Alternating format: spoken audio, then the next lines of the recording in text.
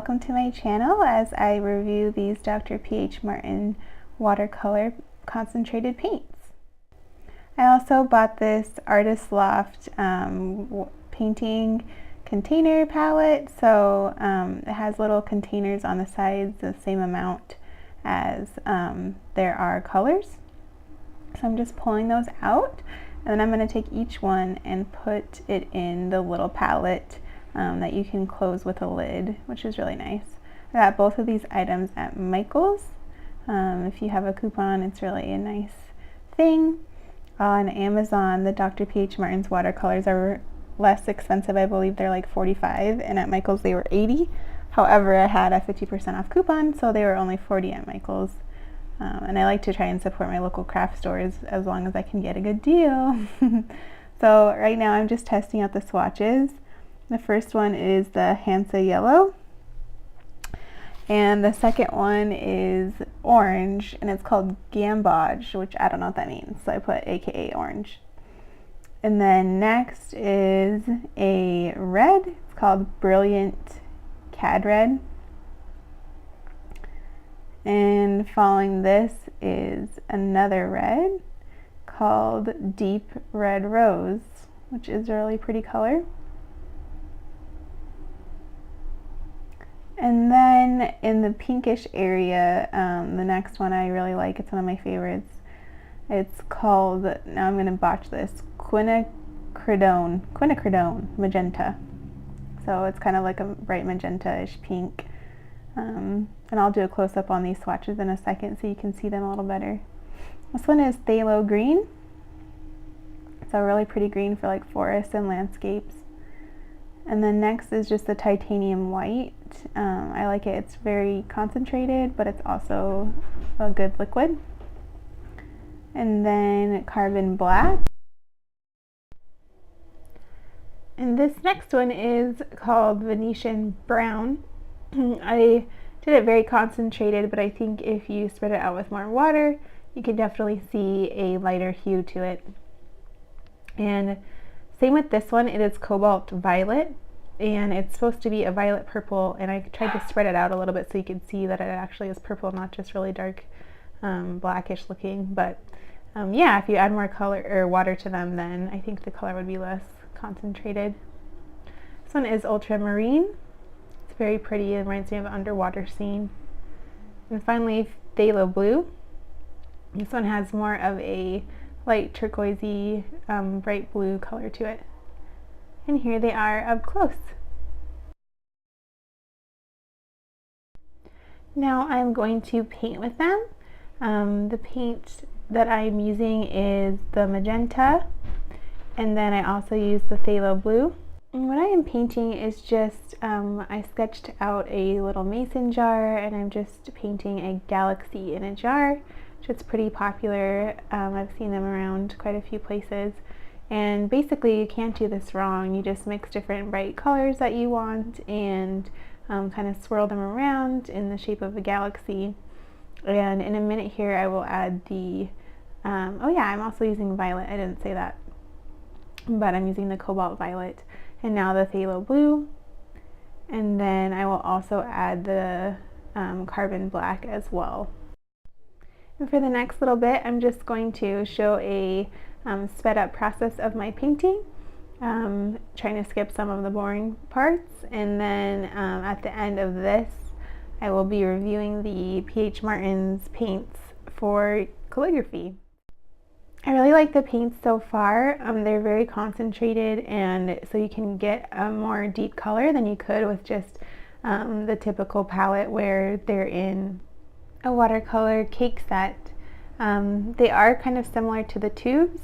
However, I have somewhat of a cheaper low-end brand of the tubes. It's the Fine Touch brand that I got from Hobby Lobby, and these are definitely a lot better than those.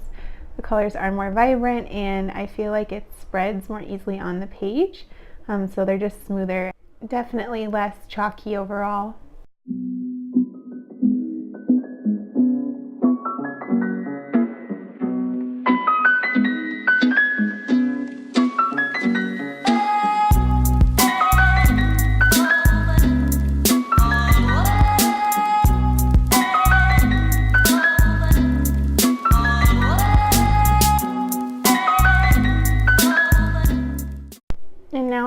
testing out the titanium white.